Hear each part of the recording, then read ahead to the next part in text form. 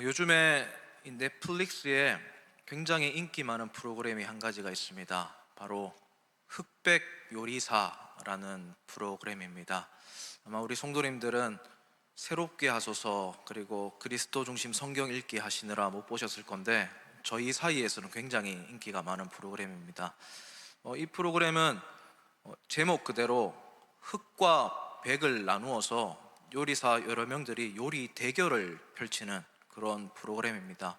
이게 얼마나 인기가 있던지 요즘에 경기가 안 좋은데도 불구하고 요식 업계는 굉장히 살아났다라는 평가가 있을 정도입니다. 저도 별로 먹을 것을 별로 좋아하지 않는데도 이거를 보면 식욕이 막 솟구쳐 오를 정도로 굉장히 잘 만든 그런 선한 프로그램입니다.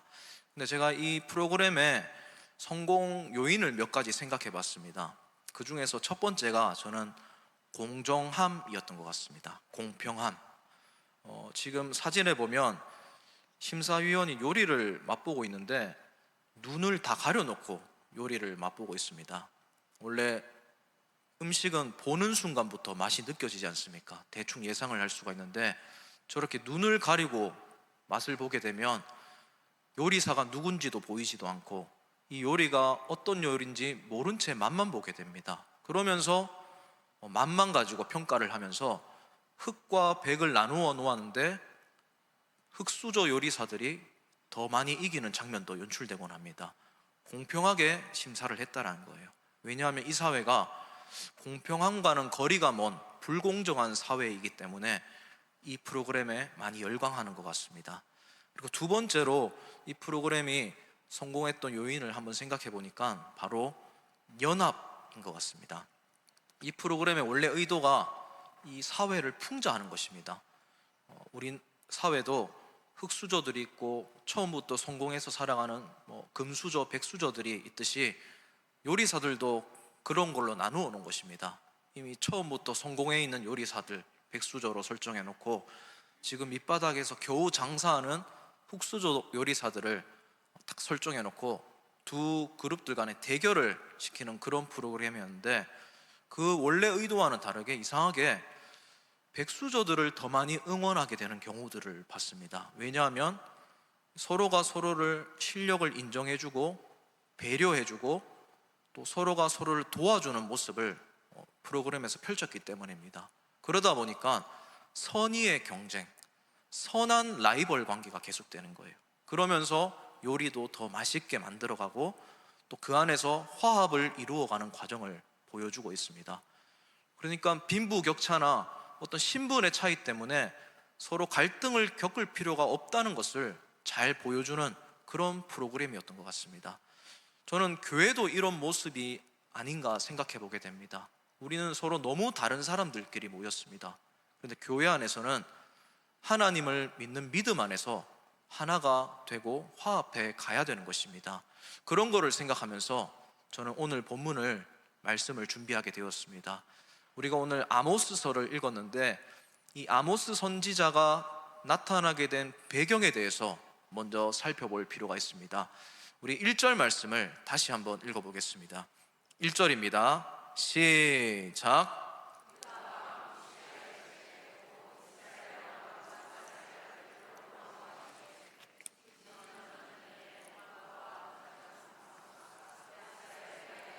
이상으로 받은 말씀이라. 아멘.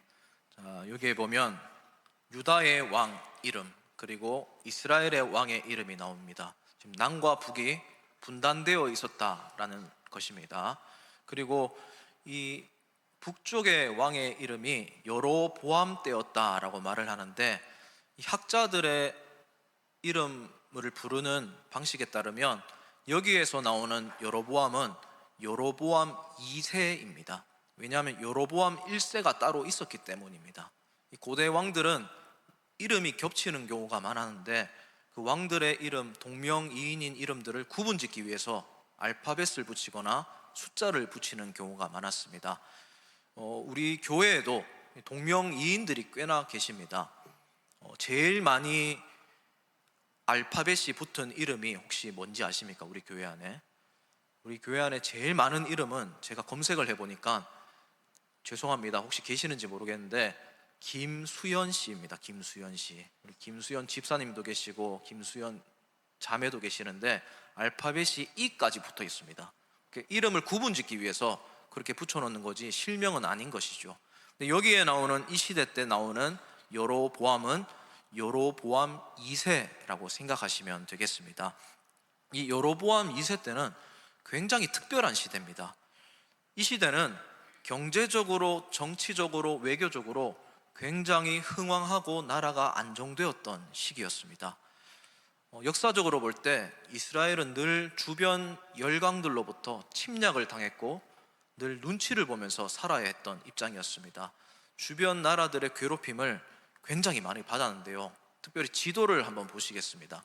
지도를 보면 이스라엘 주변에 여러 국가들이 등장을 합니다. 저 북이스라엘 북쪽에 보면 시리아라는 나라가 있어요. 이 나라도 오랜 역사 동안 북이스라엘을 괴롭혔던 나라입니다. 늘 침략을 하고 약탈을 해갔습니다. 그런데 하필 신기하게도 여로보암 2세 때, 이 시대 때는 시리아가 더 북쪽에 있는 저 아시리아, 아수르라는 제국에 의해서 침략을 받아서 멸망을 하게 됩니다.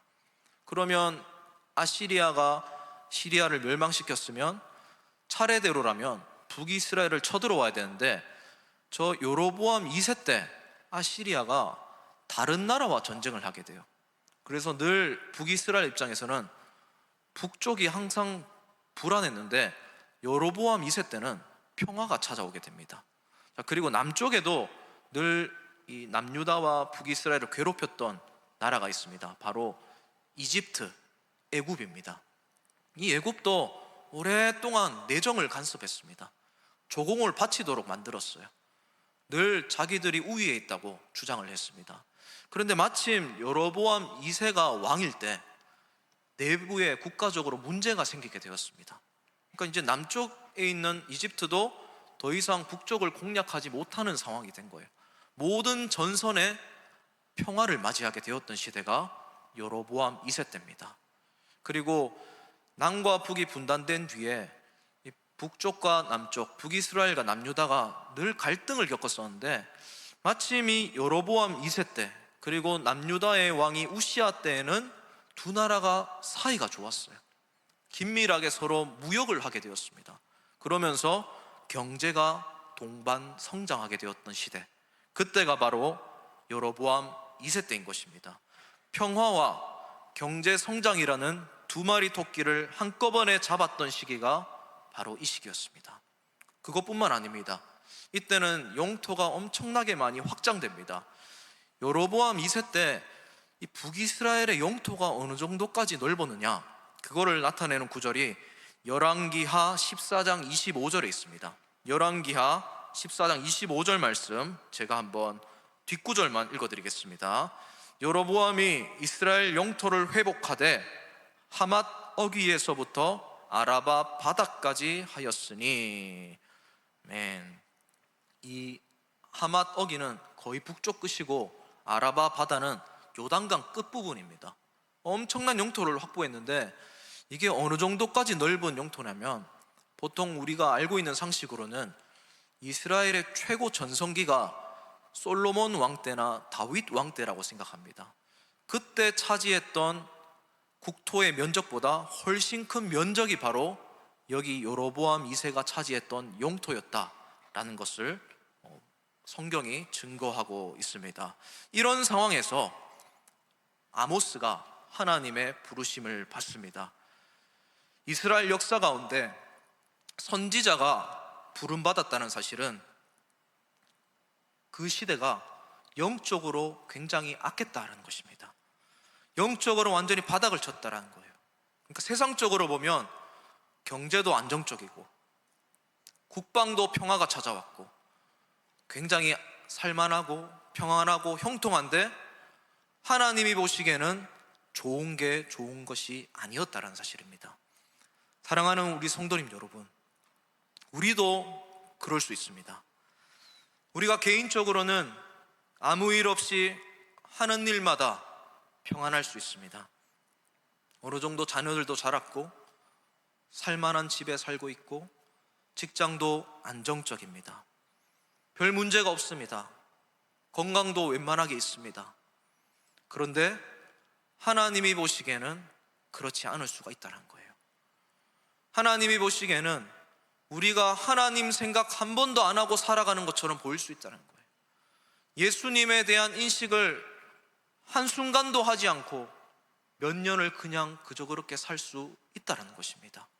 그럴 때 하나님은 우리의 영적인 어두운 부분을 터치하십니다. 말씀으로 찾아오십니다. 그렇게 살면 안 돼. 거기서 빨리 빠져나와야 돼. 그런 역할로 아모스 선지자가 지금 북이스라엘을 향해서 말씀을 선포하도록 부름받은 시대, 그때가 바로 여로보암 2세 때였다라는 사실입니다. 이것을 기억하면서 우리는 아모스서를 읽을 필요가 있습니다. 그래서 이 아모스서를 읽어보면 굉장히 직설적이고 공격적입니다.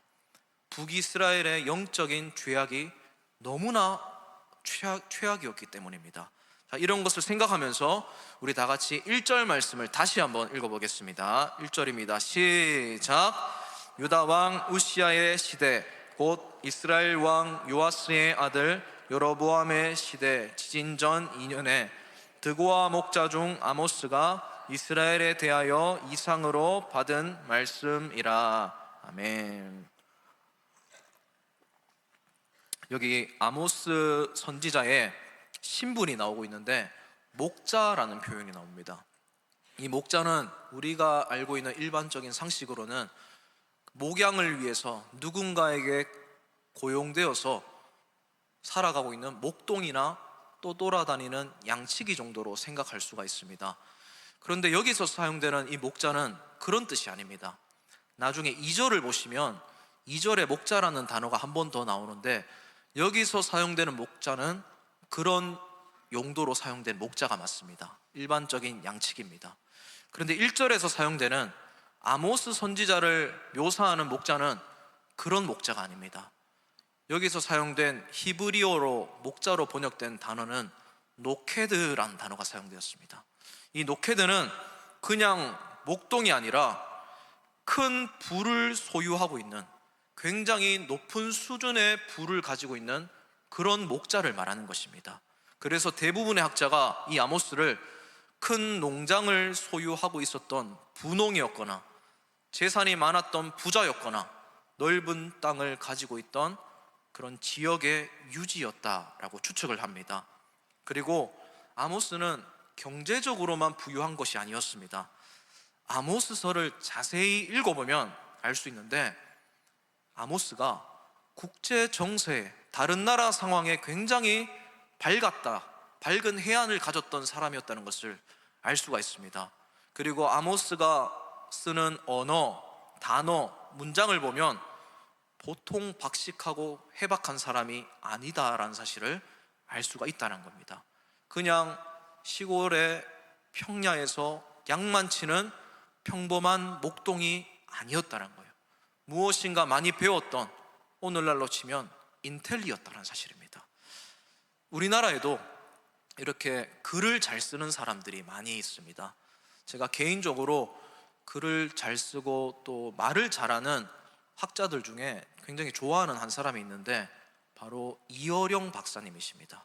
고인이 되셨는데 이 이어령 씨를 보면 시대의 천재였다는 것을 알 수가 있어요. 이분의 글만 봐도 이분이 보통 사람이 아니다라는 것을 알 수가 있는데, 제가 이분이 했던 말 중에 한 문장을 가지고 왔는데, 여러 문장입니다. 한 글입니다. 한 단락인데 제가 이어령 씨가 남긴 말 가운데 우리의 마음을 움직일 만한 글을 한 가지 가지고 왔습니다. 제가 한번 읽어보겠습니다.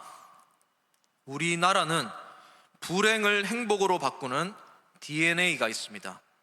한국어는 모음 하나만 바꾸면 부정이 긍정이 되지요. 시래기국이 그렇습니다. 세계 어느 나라도 비틀어 말라 빠진 야채를 가지고 음식을 만들 생각은 하지 않습니다. 그야말로 그냥 버리는 것입니다. 하지만 한국은 그 쓰레기를 시래기로 만듭니다. 부정을 긍정으로 바꿔 그 어떤 음식보다 비타민이 풍부한 요리를 만들어내는 것입니다. 누룽지도 마찬가지입니다. 밥이 타버렸다는 그 부정을 누룽지라는 긍정의 문화로 만들어냅니다. 6.25 때도, 미군이 들어왔을 때도 무질서한 한국인을 보며 미군은 경멸을 던졌습니다. 하지만 얼마 후 그 경멸은 존경으로 바뀌었습니다. 자기들이 버린 맥주병을 재활용해서 집을 만들고, 사람을 죽이는 포탄을 녹여 사랑의 종을 만들어 교회로 가져가고, 총알 자국이 남은 헬멧을 두레박으로 바꿔 생명수를 길어 나릅니다. 그것이 대한민국이요, 그 나라가 우리나라입니다. 정말 우리나라 사람들의 마음에 공감이 되고 우리나라 사람들을 긍정 에너지로 만들어내는 그런 멋진 글 아니겠습니까? 글솜씨 하나로 사람의 감정과 마음을 움직이는 천재들이 시대마다 있었다는 거예요. 아모스 선지자가 바로 그런 사람이었습니다. 상대적으로 높은 수준의 지적인 능력을 가진 사람이었습니다. 그리고 경제적 수준도 꽤나 높았던 사람이었습니다.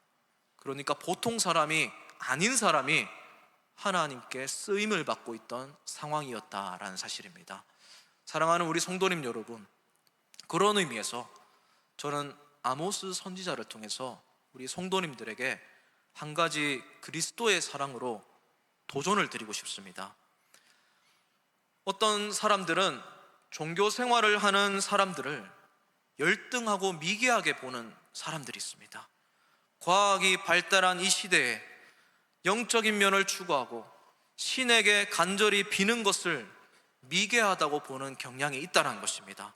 그래서 사회생활을 하다 보면 만나는 사람들 중에 기독교인을 굉장히 얕잡아 보는 사람들이 있어요. 교회 다니는 사람들은 자기 전문 분야에서 프로페셔널 하지 못하고 자기 분야에서 별로 성과도 높지 못하고, 그래서 자기 능력이 부족하기 때문에 매일 신에게 기도하는 존재들이야. 자기가 약하기 때문에 자꾸 신에게 강함을 요구하는 거야. 회피하는 거야. 여기서 도망치려고 하는 거야. 그러면서 우리를 우물 안의 개구리처럼 보는 사회인들이 있습니다. 그런데 그렇지 않습니다. 우리가 이 부분을 양보해서는 안 됩니다.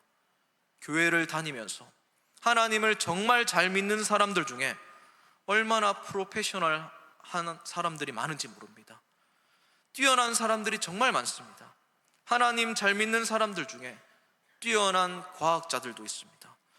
부자들 중에도 하나님 잘 믿는 사람들이 있습니다.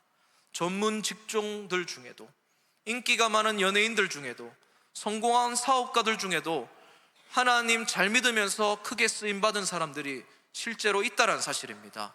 여러분, 성경을 보십시오. 성경에도 아브라함이 얼마나 큰 부자로 나옵니까? 사도 바울도 당시에 가장 뛰어난 대학을 수료한 사람이었습니다. 누가복음을 썼던 누가는 의사였습니다. 삭개오는 오늘날로 치면 세무사였습니다. 요셉은 뛰어난 정치인이었습니다. 에스더는 미모로 왕비의 자리에까지 오른 당대 최고의 미인이었습니다. 우리나라의 초창기에 복음을 들고 오신 선교사님들 다 그런 엄청난 인재들이었습니다. 프린스턴, 하버드, 그런 곳 출신들이었습니다. 그분들이 지금 우리나라의 엄청난 대학들과 학교들을 세우신 분들이 되었던 것입니다. 그러니 어떤 특정한 부류의 사람들만 교회를 다니고 그런 사람들만 하나님을 믿고 있다고 생각하는 것은 굉장한 오해라는 것입니다. 기독교가 무조건 잘 되는 사람들만의 종교가 되는 것도 위험하지만 늘 패배하는 사람들만의 전유물로 보이는 것도 잘못된 생각이라는 것입니다. 그런 것과 관계없이 빈부격차를 뛰어넘어서, 남녀노소, 인종과 문화를 뛰어넘어서 이 세상의 그 누구라도 하나님의 사랑을 받을 자격이 있고 하나님을 잘 믿을 수 있고 하나님 앞에서 귀하게 쓰임 받을 수 있다는 사실을 바르게 증거하는 것이 복음이라는 진리입니다. 그래서 하나님을 믿는 것과 과학이 반대라고 생각한다거나, 부자를 하나님이 특별하게 싫어한다고 생각한다거나, 성공과 경건이 완전히 별개라고 생각하는 것, 그런 것도 잘못될 수 있다는 겁니다. 부자도 하나님 잘 믿을 수 있고 당연히 가난한 사람들도 하나님이 너무 사랑하시고, 넓은 집을 가지거나 좋은 차를 모는 사람들 중에도 하나님이 귀하게 보시는 자들이 있다는 사실을 우리는 기억해야 하는 것입니다. 아모스 선지자가 정말 그것을 잘 보여주는 샘플입니다.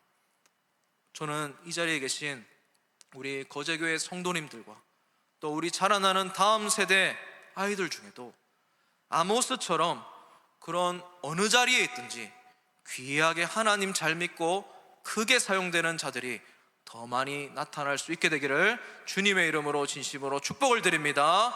그래야 돈이 많아도 돈의 노예가 되지 않고 살아가는 사람, 성공해도 성공이 하나님께로부터 나왔기 때문에 겸손하게 살아가는 사람, 높은 자리에 있어도 교만하지 않을 수 있는 사람, 무례히 행하지 않는 사람, 하나님 앞에서 늘 순종하고 이웃을 진심으로 사랑하는 사람, 그런 아모스와 같은 사람들이 나와야지 이 나라와 이 땅이 변하게 되는 것 아니겠습니까? 바라옵기는 이 사실을 기억하면서 아모스처럼 앞으로 귀하게 사용되는 우리 거제교회가 되기를 다시 한번 주님의 이름으로 축복을 드립니다. 우리 다시 한번 1절을 다시 한번 자세히 한번 읽어보겠습니다. 1절입니다. 시작.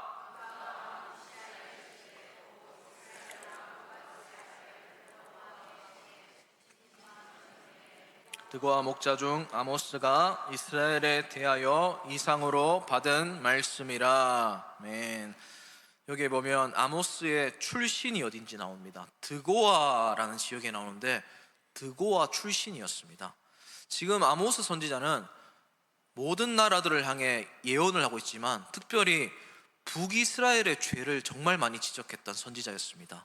그런데 드고아라는 지역은 남쪽에 있는 지역이었습니다. 예루살렘으로부터 15km 정도 떨어진 작은 마을입니다. 자, 여러분, 이 아모스가 남쪽에서 태어나서 남쪽에서 자란 사람인데 북이스라엘에 가서 활동하는 선지자로 하나님이 부르셨다. 이게 도대체 무슨 의미가 있을까요? 지금 아모스는 자기가 태어났던 곳에서 활동하는 것이 아니라 완전히 다른 지방에 가서 파견당해서 파송받아서 사역하고 있는 실정이라는 겁니다. 이게 무슨 의미가 있냐면 당시 북이스라엘 사람들 중에는 북이스라엘의 죄를, 여로보암 2세와 그를 호위하는 고위 관료들의 죄를 정확하게 지적하는 사람이 없었다는 사실입니다. 그 땅에 제대로 된 선지자가 없었기 때문에 하나님이 저 멀리 살고 있는 남쪽 지방의 사람을 데려다가 말씀을 증거하게 하고 있는 그런 상황이었다는 사실이에요. 그리고 이 아모스 선지자에 대해서 한 가지 더 알 수 있는 사실이 있습니다. 바로 아모스 7장 14절에 보면 아모스가 스스로 이렇게 자기를 소개합니다.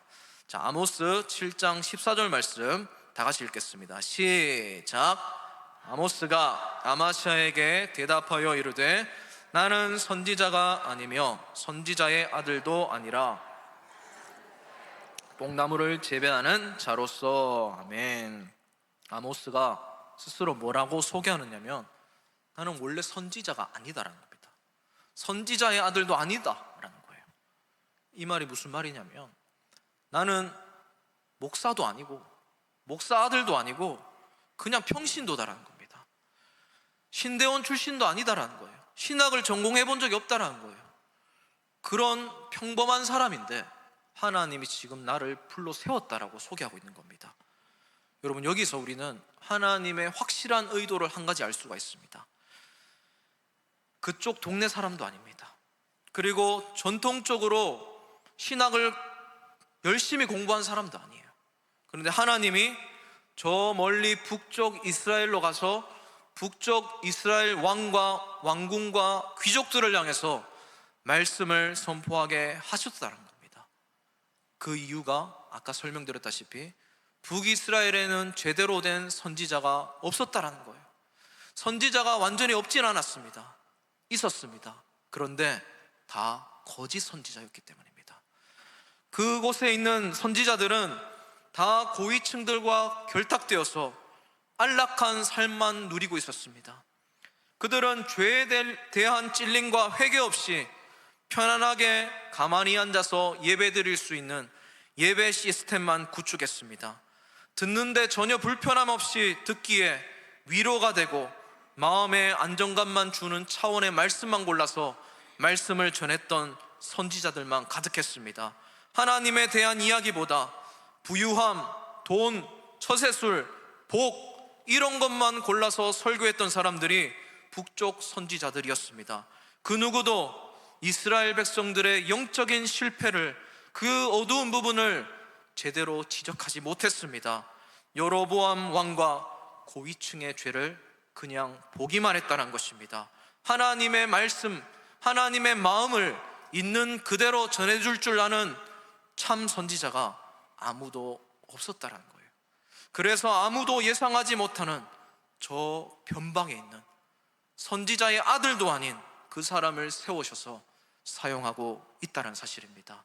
즉 드고아 출신 뽕나무 재배자 아모스라는 존재가 출현한 사실 하나만으로도 그 자체가 북이스라엘의 죄가 얼마나 심각하고 타락했는지 여실히 보여주는 그런 샘플이었다는 사실입니다.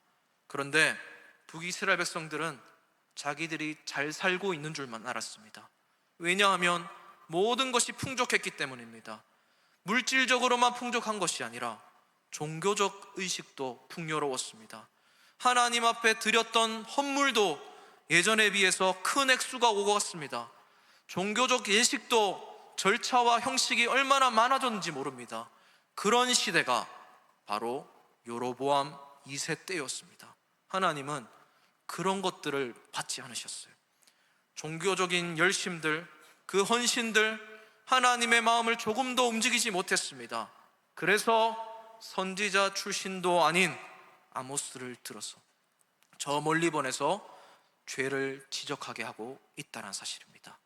여기까지가 1절에 나오는 배경이었습니다. 자, 그러면 하나님이 이 북이스라엘 백성들을 향해서 아모스 선지자를 보내서 지적하게 하신 죄악이 무엇이었을까요?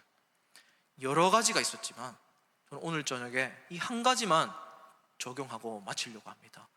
북이스라엘 백성들이 가장 최악으로 치닫고 있는 어두운 부분 중에 하나가 바로 공동체였습니다. 하나님은 공동체를 회복하게 하기 위해서 아모스 선지자를 보내셨습니다. 오늘날로 치면 교회라고 이해하시면 됩니다. 여로보암 2세 때 이 민족이라는 공동체가 분열을 겪고 있었고 갈등을 겪고 있었습니다. 아모스 6장에 보면 도대체 이 사람들이 어떻게 살았는지 그 사람들의 형편이 잘 나와 있습니다.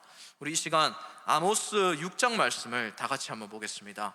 아모스 6장 4절에서 6절 말씀을 이 시간 다 같이 한번 읽어보겠습니다. 아모스 6장 4절에서 6절입니다. 시작. 상아 상에 누우며 침상에서 기지개 켜며 양떼에서 어린 양과 우리에서 송아지를 잡아서 먹고 비파 소리에 맞추어 노래를 지절거리며 다윗처럼 자기를 위하여 악기를 제조하며 대접으로 포도주를 마시며 귀한 기름을 몸에 바르면서 요셉의 환난에 대하여는 근심하지 아니하는 자로다. 아멘. 지금 이 모습은 당시 북이스라엘 부자들의 노는 모습, 부유층의 노는 모습을, 여가를 보내는 모습을 표현한 것입니다. 그들은 여름용, 겨울용 별장이 따로 있었습니다.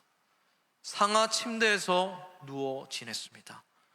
매일 한우 이런 송아지를 잡아먹고 지냈습니다.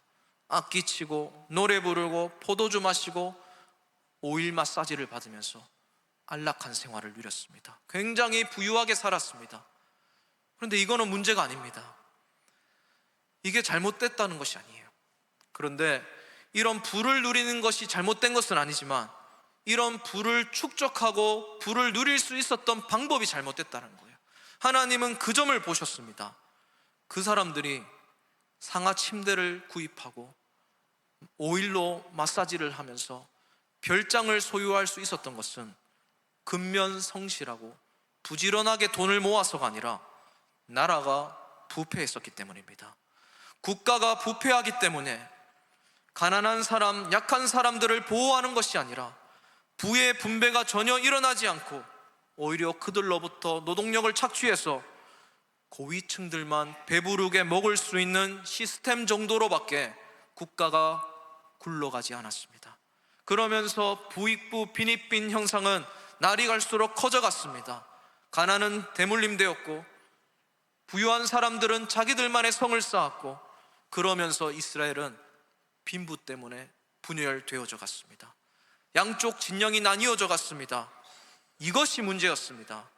여러분, 돈을 벌고 돈을 못 벌고 이거는 문제가 아닙니다.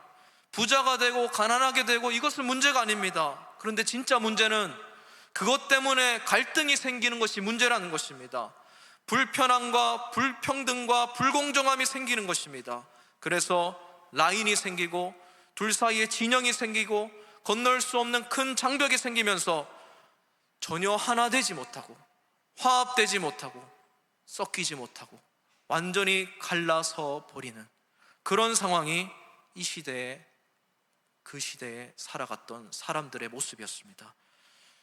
사랑하는 성도님 여러분, 오늘날 우리 한국 사회가 어떻게 보이십니까? 학벌 좋은 사람들끼리만 교제하는 사회가 되었습니다. 특정한 직업군에 있는 사람들끼리만 모이는 사회가 되었습니다. 같은 차종을 가진 사람들끼리 혹은 특정한 브랜드의 아파트에 사는 사람들끼리만 교제하는 시대가 되었습니다. 요즘 초등학생들 아이들 사이에 서로를 향해서 아파트 브랜드로 서로 놀린다고 합니다. 얼마나 지금 심각하게 갈등이 유발되고 있는지 모릅니다. 교회도 마찬가지입니다. 교회도 때로는 백수조와 흑수조를 나눌 때가 있습니다. 오래 다녔던 사람, 새로 다닌 사람, 섞이지 못할 때가 있습니다. 그래서 하루하루 벌어서 살고 있는 사람들을 이해하지 못하는 공동체가 있습니다. 가정의 아픔을 겪는 이혼한 가정, 편모 가정, 다문화 가정, 정신적으로 건강하지 못한 사람들, 집이 어렵고 자녀가 방황하는 자녀를 둔 부모님들, 건강이 나쁘고 매일 근심, 걱정, 염려 많아서 눈물 흘리면서 매일 기도하고 집에 돌아가는 그런 사람들을 공동체로 인식하지 못하고 소외시켜버리는 교회들도 실제로 있습니다. 그런 분들과 교제하기 싫어합니다. 내가 좋아하는 사람들끼리만 뭉치고 싶어 합니다. 한마디로 내가 좋아할 만한 조건에 충족되는 사람들끼리만 공동체를 누리려고 생각하는 것, 내가 정한 사랑의 범주 안에서만 사랑하려고 하는 것, 사랑의 한계를 정해놓고 교제하는 것, 이것이 바로 이 시대, 여로보암 2세가 살았던 시대의 이스라엘의 죄악이었고, 어쩌면 이 시대에도, 우리가 살아가는 이 사회에도 여전히 이것이 은연중에 퍼져 있는 것일지도 모르겠습니다.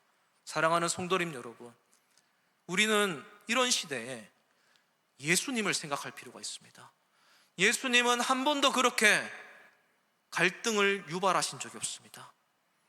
예수님의 별명은 세리와 죄인의 친구였습니다. 생각해 보십시오. 예수님은 삭개오를 부르셨습니다. 예수님은 혈루증 앓은 여인을 고쳐주셨습니다. 다 피했던 사마리아 여인까지 일부러 찾아가서 신방하셨습니다. 막달라 마리아처럼 귀신 들린 사람 쫓아내지 않으셨습니다. 예수님을 배반할 사람, 예수님을 두고 도망갈 사람까지 같이 품으시고 주무시고 식사하시고 이야기하셨습니다. 이것이 사복음서에 드러난 예수님의 행적의 대부분입니다. 차별 없는 공동체, 평등함, 모두 끝까지 사랑하는 사랑, 그 놀라운 사랑, 예수님이 보여주셨다는 사실입니다. 사랑하는 우리 거저교회 성도님 여러분, 바로 이런 것이 예수님이 원하시는 교회의 모습이 아닐까요? 하나님이 드고아 출신 비신학 전공자, 선지자의 아들도 아닌 그 멀리 사는 평신도 뽕나무 재배자 목자 아모스를 북이스라엘로 보내신 이유가 바로 이것을 회복하기 위해서라는 사실을 우리가 모두 기억하시면 좋겠습니다. 하나님이 우리 교회를 통해서 우리를 서로 만나게 하신 이유는 바로 이것입니다. 공동체입니다. 우리는 서로 너무 다릅니다. 차이가 큽니다. 그런데 맞춰가야 됩니다. 차이를 없애가야 됩니다. 지금까지는 다르게 살았지만 이제는 같은 곳을 바라봐야 됩니다. 같은 것을 추구하고 같은 것을 소망하고 살아가야 됩니다. 바로 예수 그리스도입니다. 예수 그리스도 안에서, 그 사랑 안에서 하나 되어야 되는 것입니다. 용서하고 이해하고 품어줘야 되는 것입니다. 서로 다르지만 서로 같아져 갈 수 있는 것입니다. 말씀을 맺겠습니다. 오늘 우리는 아모스 선지자가 활동했던 이 시대의 배경과 아모스 선지자의 출신이 어딘지, 왜 하나님이 그를 부르셨는지 잠시 살펴봤습니다. 공동체의 회복이 그 많은 이유들 중에 하나였습니다. 공동체는 서로 공평하게 대합니다. 차별이 없습니다. 사랑하고 존중하고 이해하고 기꺼이 도와주고 격려하고 아껴줍니다. 그래서 함께 있을 때 좋은 것이 되는 것입니다. 시편 133편 1절에 보면 이런 말씀이 있습니다. 우리 다 같이 한번 믿음으로 함께 읽겠습니다. 다 같이 읽겠습니다. 시작.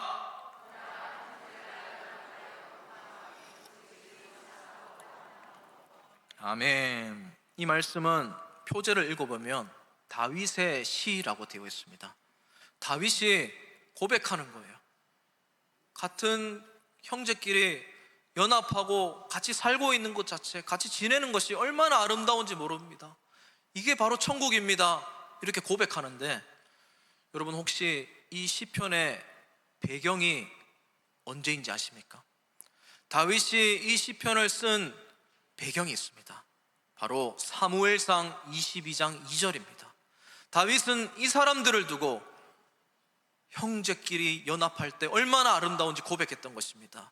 우리 사무엘상 22장 2절 말씀을 다 같이 읽겠습니다. 시작. 환난당한 모든 자와 빚진 모든 자와 마음이 원통한 자가 다 그에게로 모였고 그는 그들의 우두머리가 되었는데 그와 함께한 자가 400명 가량이었더라. 아멘. 사무엘상 22장은 다윗이 가장 힘들었을 때입니다. 다윗이 늘 쫓겨다닐 때입니다. 목숨의 위협을 받았던, 그래서 본인 집에 못 들어가고 늘 굴, 사막, 광야 피해서 살았던 시대입니다. 근데 그럴 때 다윗의 주변에 사람들이 몰려왔습니다. 그때 모여든 사람들이 누구냐면 학벌 좋은 사람, 외모가 뛰어난 사람, 집이 잘 사는 사람, 혈통이 좋은 사람, 말 잘하는 사람, 같이 있을 때 부끄럽지 않은 사람, 그런 사람들이 아니었어요. 매일매일 사는 것이 힘든 사람들이었습니다. 고민이 많은 사람들이었습니다. 하던 일이 안 되는 사람들이었어요. 가정에 문제가 있는 사람들이었습니다. 심리적으로, 재정적으로 어려움이 있는 사람들이었습니다. 하는 일마다 실수가 있는 사람들이었습니다. 장애가 있는 사람, 이방인, 힘이 없는 사람, 살아가는 게 너무 힘든 사람, 그런 사람들이 환난당한 자, 빚진 자, 마음이 원통한 자였습니다. 이런 사람들이 모여있던 곳, 그런 곳을 생각하면서 다윗이 시편 133편을 고백하는 거예요. 여러분, 이 공동체를 뭐라고 부르는지 아십니까? 바로 아둘람 공동체입니다. 다윗은 이 아둘람 공동체를 너무 사랑했습니다. 사람들이 똑같아서가 아닙니다. 다 달랐습니다. 그런데 서로 하나가 되었습니다. 그리고 이것이 예수님이 이루고 싶어하는, 회복시키고 싶어하는 이스라엘의 모습이었고, 하나님이 아모스 선지자를 보내서 회복시키고자 하는 공동체의 모습이었고, 오늘날 우리가 회복해야 가야 될 교회의 모습이란 것입니다. 그리고 나중에 저 천국에 가면 맛보게 될 진정한 공동체의 표본이라는 것입니다. 사랑하는 우리 거저교회 성도님 여러분, 이제 연말이 되면 우리가 목장 편성을 새롭게 하게 됩니다. 교구도 새롭게 편성되게 됩니다. 그런데 가끔씩 그런 움직임들이 있습니다. 내가 같이 있고 싶은 사람들과만 같이 있고 싶어 하는 분들이 있습니다. 때로는 우리가 흩어질 줄도 알아야 되고, 다른 사람들과 사랑할 줄도 알아야 되고, 아둘람 공동체처럼 다르지만 같은 곳을 바라보면서 호흡을 맞출 줄도 알아가야 되는 것입니다.